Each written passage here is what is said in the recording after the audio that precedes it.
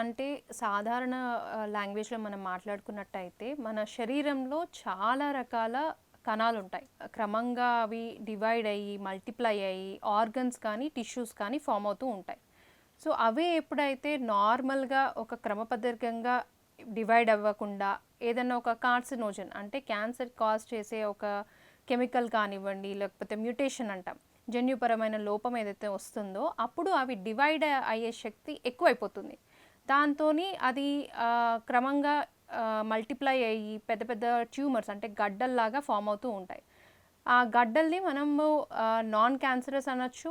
కొన్నేమో బినైన్ అంటాము non cancerous. కొన్నేమో క్యాన్సర్‌గా మారే అవకాశాలుంటాయి. క్యాన్సర్ అని ఎప్పుడు అంటాము అంటే అవి వేరే చోటికి పాకే శక్తి ఉన్నప్పుడు మెటాస్టసిస్ అంటాం. సో, వాటిని క్యాన్సర్ గడ్డలుగా మనం పరిగణిస్తాం. ఆ సెల్స్ ఎప్పుడైతే ఒక క్రమపద్ధతికంగా అవి డెవలప్ అవుతాయి, ఆర్గన్స్ కానీ, టిష్యూస్ కానీ ఫామ్ అవుతూ ఉంటాయి. అవి వాటి ఏజ్ అయిపోయిన కొద్దీ వాటి లైఫ్ స్పాన్ అన్నది ఒక ఎండ్‌కొస్తుంది. అంటే అవి చనిపోవడం జరుగుతుంది. మళ్ళీ కొత్త కొత్త సెల్స్ అన్నవి ఫామ్ అవ్వడం జరుగుతుంది. ఎప్పుడైతే ఈ ప్రాసెస్‌లో సిగ్నల్ మోడిఫికేషన్ ఉంటాయి, జన్యుపరంగా కానీ కొన్ని చేంజెస్ వస్తాయో, ఆ సెల్స్ అన్నవి ఆ పద్ధతిలో ఒక పద్ధతి ప్రకారం అవి డివైడ్ కాకుండా ఉండి ఎక్కువ ఎక్కువ అయిపోతూ ఉంటాయి. అవి గడ్డల్లాగా ఫామ్ అవుతూ ఉంటాయి.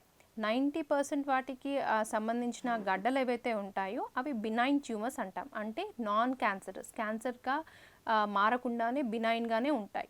కొన్ని 10%లో ఎలా ఉంటాయి అంటే అవి క్యాన్సర్ గడ్డలుగా మారే అవకాశం ఉంటాయి. క్యాన్సర్ మనం ఎప్పుడు అంటాము అంటే వేరే చోటికి పాకే శక్తి వాటికి ఉంటే వాటిని మనము క్యాన్సర్ గడ్డలుగా పరిగణిస్తాం. అంటే మెటాస్టసిస్ అయ్యే వాటి శక్తి ఉంటుందో వాటిని మనం క్యాన్సర్ అని పరిగణిస్తాము. నార్మల్‌గా ఈ క్యాన్సర్ కాజ్ చేసే కణాలు ఏవైతే ఉంటాయో వాటికి డెత్ అన్నది ఉండదు. మనం ఏమైనా ట్రీట్మెంట్ తీసుకుంటే తప్పించి అంటే వాటికి ట్రీట్మెంట్ ఇస్తే తప్పించి వాటిని మనము కిల్ చేయలేము. సో, మన క్యాన్సర్ కాజ్ చేసే కణాలు కానివ్వండి, లేకపోతే అవి జన్యుపరమైన లోపాలు కానివ్వండి, వాటిని మనం డిటెక్ట్ చేసి క్యాన్సర్‌ని మనము నిర్మూలించే శక్తిని మనము ట్రీట్మెంట్స్ ద్వారా మనం చేస్తాము.